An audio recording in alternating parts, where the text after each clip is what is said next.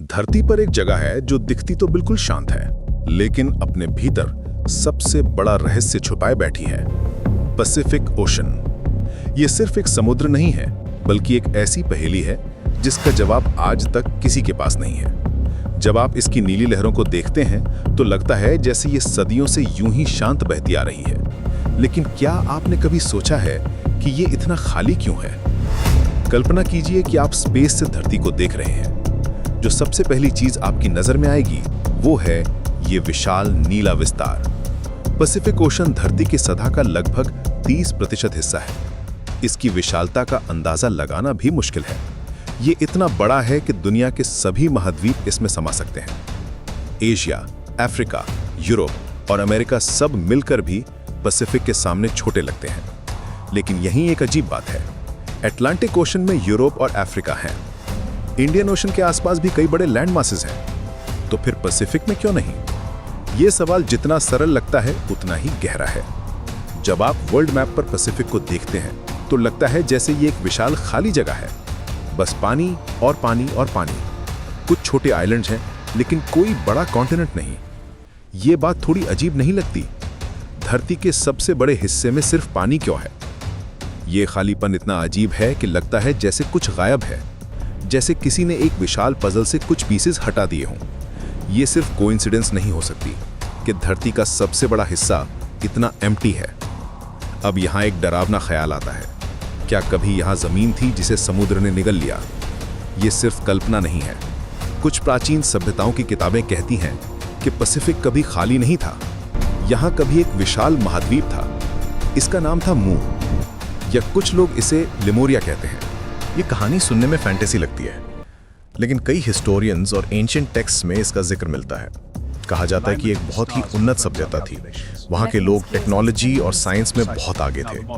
उनके पास ऐसे नॉलेज थे जो आज भी हमारे लिए मिस्ट्री हैं। उनके शहर क्रिस्टल से बने थे, उनके पास फ्लाइंग मशीन्स थे, और वे एनर्जी के ऐसे सोर्सेज जानते थे जिसके बारे में आज भी हम सिर्फ सपना देखते हैं। लेकिन फिर अचानक एक दिन ये पूरा महाद्वीप समुद्र में डूब गया। कुछ कहते हैं कि ये एक मैसिव अर्थक्वेक की वजह से हुआ था।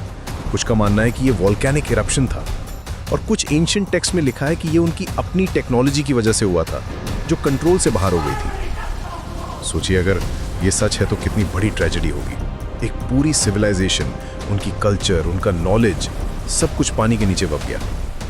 पैसिफिक के नीले पानी के नीचे शायद आज भी उस लॉस्ट कॉन्टिनेंट के अवशेष पड़े हों। शायद वहाँ कभी बड़े शहर थे, टेम्पल्स थीं, लाइब्रेरीज थीं। हजारों साल का इतिहास, मिलियंस ऑफ लाइव्स, सब कुछ एक ही रात में समुद्र की गहराई में समा गया। लेकिन यहाँ सबसे बड़ा सवाल ये है कि क्या ये सिर्फ कहानी है या सच में कभी कोई जमीन समुद्र ने निगल ली थी? मॉडर्न साइंस इस थियरी को पूरी तरह एक्सेप्ट नहीं करती। जियोलॉजिस्ट्स कहते हैं कि पैसिफिक ओशन का फॉर्मेशन मिलियंस ऑफ ईयर्स पहले हुआ था और यहाँ कभी कोई बड़ा कॉन्टिनेंट नहीं था। लेकिन फिर भी कुछ चीज़ें हैं जो समझाना मुश्किल है। पैसिफिक के कुछ हिस्सों में अंडर वाटर माउंटेन्स हैं, कुछ जगह पर सी फ्लोर पे अजीब स्ट्रक्चर्स मिली हैं। ये सब क्या है? नेचुरल फॉर्मेशंस या किसी एंशिएंट सिविलाइजेशन के रिमेन्स? हर साल डीप सी एक्सप्लोरेशंस में कुछ न कुछ नया मिलता है जो साइंटिस्ट्स को सोचने पर मजबूर कर देता है। पैसिफिक ओशन की एक और खासियत है, ये दिखता तो बहुत शांत है, लेकिन ये धरती का सबसे डिस्ट्रक्टिव ओशन भी है। यहाँ सबसे ज्यादा अर्थक्वेक्स आती है, सुनामीज यहीं से शुरू होती है। रिंग ऑफ फायर भी यहीं है, जहाँ दुनिया के सबसे एक्टिव वॉल्केनोज हैं। ये 25,000 मील लंबा वॉल्केनिक बेल्ट है जो पूरे पैसिफिक को घेरे हुए है। इसमें 450 से ज्यादा एक्टिव वॉल्केनोज हैं। ये कोइंसिडेंस है या कुछ और? क्या ये सब उस लॉस्ट कॉन्टिनेंट के डूबने से रिलेटेड है? शायद जब वो विशाल लैंडमास समुद्र में गया तो उसने पूरे पैसिफिक बेसिन की जियोलॉजी को हमेशा के लिए बदल दिया। शायद पैसिफिक अपने अंदर कोई सीक्रेट छुपाई बैठा है। शायद ये सिर्फ पानी नहीं है, बल्कि एक दबी हुई कहानी है। हर लहर के साथ शायद कोई पुराना राज सामने आने की कोशिश कर रहा है। हर सुनामी के साथ शायद कोई पुराना दर्द फिर से जाग उठता है। आज भी जब साइंटिस्ट पैसिफिक के डीप पार्ट्स को एक्सप्लोर करते हैं तो उन्हें कुछ ना कुछ नया मिलता रहता है।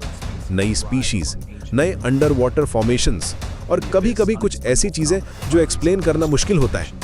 पैसिफिक ओशन की गहराई में अभी भी अनगिनत सीक्रेट्स दबे हुए हैं। तो अगली बार जब आप पैसिफिक ओशन को देखें तो याद रखिएगा कि ये सिर्फ पानी नहीं है, ये एक मिस्ट्री है, एक पहेली है और शायद एक लॉस्ट वर्ल्ड का ग्रेव भी। और हो सकता है इसके नीचे कहीं एक पूरी सिविलाइजेशन की कहानी दबी पड़ी हो, एक ऐसी कहानी जो शायद कभी सामने ना आए लेकिन हमेशा वहां रहेगी पैसिफिक की नीली गहराइयों में छुपी हुई।